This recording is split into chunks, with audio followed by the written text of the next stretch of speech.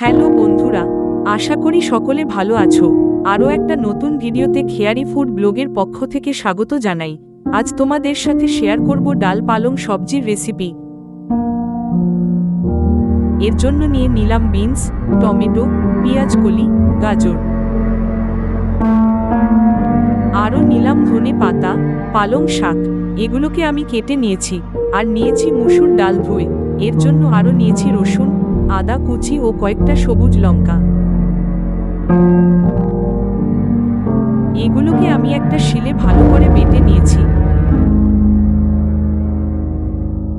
এবার একটা পাত্রে তেল গরম হলে দিয়ে দিলাম আদা, বিনস কুচি, কেটে রাখা পেঁয়াজ কলি।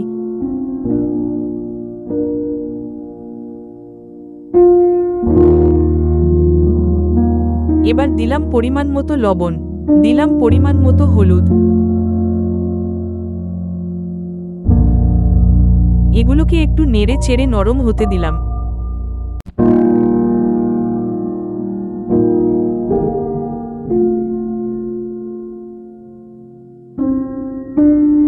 এবার দিয়ে দিলাম ধুয়ে রাখা মসুর ডাল।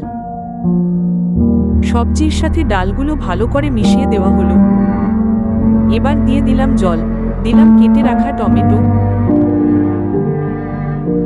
আর দিলাম হলুদ, পরিমাণ মতো লবণ।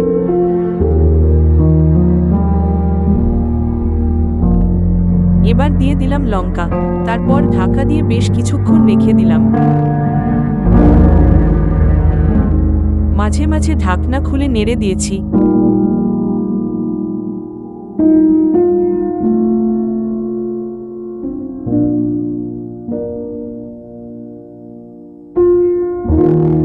ভালো করে সিদ্ধ হয়ে গেলে দিয়ে দিলাম কেটে রাখা পালংগুলো, নেড়ে চেড়ে খুব ভালো করে মিশিয়ে নিলাম।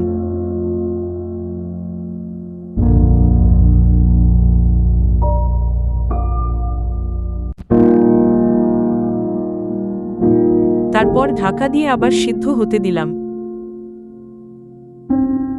ভালো করে সিদ্ধ হয়ে গেলে নামিয়ে নিলাম। এবার তেলে দেব, তার জন্য পাত্রে তেল গরম হতে দিলাম। গরম হলে দিলাম পেঁয়াজ, কয়েকটি এলাচ, নেড়ে চেড়ে দিলাম কয়েকটা জিরা, দিলাম কয়েকটা কালো জিরা। ভালো করে ভেজে নিলাম। তারপর ডালগুলো ঢেলে দিলাম। আরও কিছুক্ষণ নেড়ে চেড়ে ধনে পাতা মেশালাম। এখন গরম গরম ডাল সবজির সাথে পরিবেশন করুন। আশা করছি অবশ্যই ভালো লাগবে। আশা করছি ভিডিওটি ভালো লেগেছে। ভালো লাগলে লাইক, কমেন্ট ও শেয়ার করে পাশে থাকবেন। এমন মজাদার নতুন নতুন রান্নার নিনজা টেকনিক পেতে ফলো ও সাবস্ক্রাইব করলে আনন্দিত হব। ভালো থাকুন আর আনন্দে আনন্দে রান্না করুন।